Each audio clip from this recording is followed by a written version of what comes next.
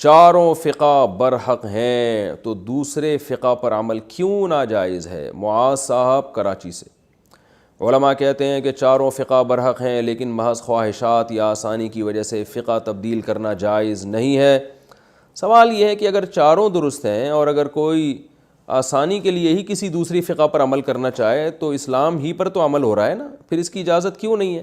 معاذ صاحب کراچی سے پوچھ رہے ہیں۔ ان کا سوال یہ کہ جب شافعی فقہ بھی اسلام ہی ہے، یہ بھی اسلام ہے وہ بھی اسلام ہے، تو پھر اس پر عمل کیوں جائز نہیں ہوگا؟ کوئی آسانی کے لیے بھی اگر کر رہا ہے۔ دیکھیں مسئلہ یہ کہ جب چاروں اسلام ہیں تو پھر سوال یہ پیدا ہوتا ہے کہ اس وقت اس کو وہ والا اسلام کیوں سمجھ میں آ رہا ہے، یہ والا کیوں سمجھ میں نہیں آ رہا؟ تو یہ اس کا مطلب یہ ہوا کہ یہ ایک امام کو فالو کر رہا ہے یہ سمجھ کے کہ یہ برحق ہیں، اور امام شافعی بھی برحق ہیں، لیکن یہ محض خواہشات کی بیس پر اپنا مسلک چھوڑ رہا ہے۔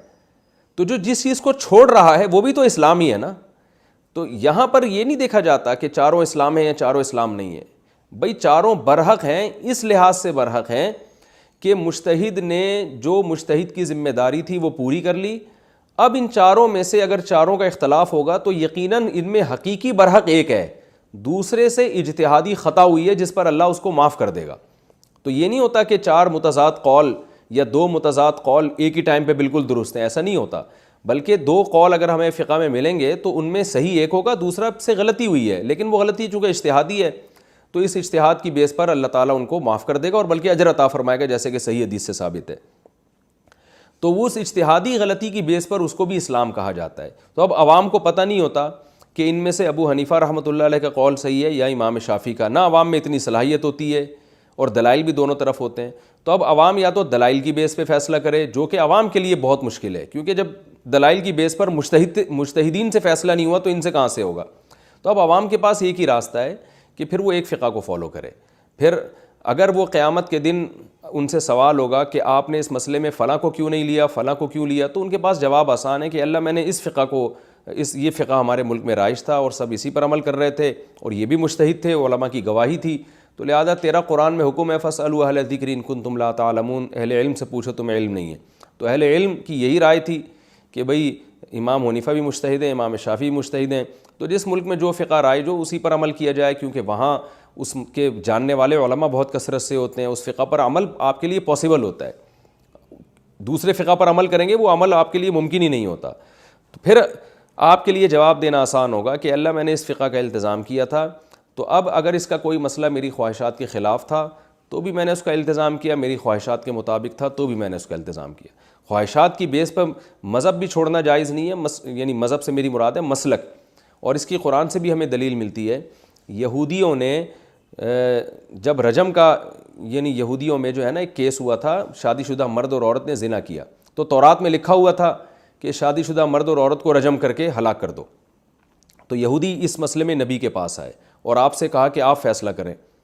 یعنی یہودیوں کا خیال یہ تھا کہ رسول اللہ صلی اللہ علیہ وسلم رجم کا فیصلہ نہیں کریں گے، تو اس پہ قرآن کی آیتیں نازل ہوئیں وَكَيْفَ يُحَكِّمُونَكَ وَعِندَهُمُ التَّوْرَاةُ فِيهَا حُكْمُ اللَّهِ، کہ ان کے پاس تورات ہے جس میں اللہ کا حکم موجود ہے، تو یہ اے نبی آپ سے کیوں فیصلہ کروا رہے ہیں اس وقت؟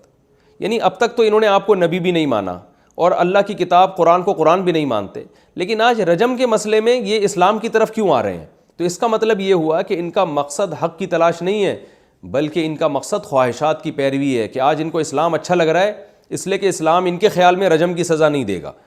تو یہودیوں کو اس پہ ملامت کی گئی کہ آج یہ نبی کے پاس کیوں آ رہے ہیں۔ تو سوچیں کہ یہودیت سے اسلام کی طرف آنا خواہشات کی بیس پر، اس کی حوصلہ افزائی کی جا رہی ہے، تو اسلام کے کسی ایک مسلک کو چھوڑ دینا کہاں سے جائز ہوگا جو عین اسلام ہے، یعنی وہ بھی اسلام ہی کا ایک مسلک ہے۔ تو خواہشات کی بیس پر مسلکوں کو تبدیل کرنا یہ بالکل جائز نہیں ہے، اور یہ یعنی اس سے دین کا تماشا بھی بن جاتا ہے۔ میں اکثر ایک مثال دیتا ہوں نا کہ آپ کا خون نکلا اور آپ نے جناب وضو نہیں کیا اور یہ کہا کہ امام شافعی کے یہاں خون نکلنے سے وضو نہیں ٹوٹتا، لہذا میں بغیر وضو کے نماز پڑھوں گا۔ تھوڑی دیر میں کوئی بچی آئی، آپ نے اس کو پیار کیا،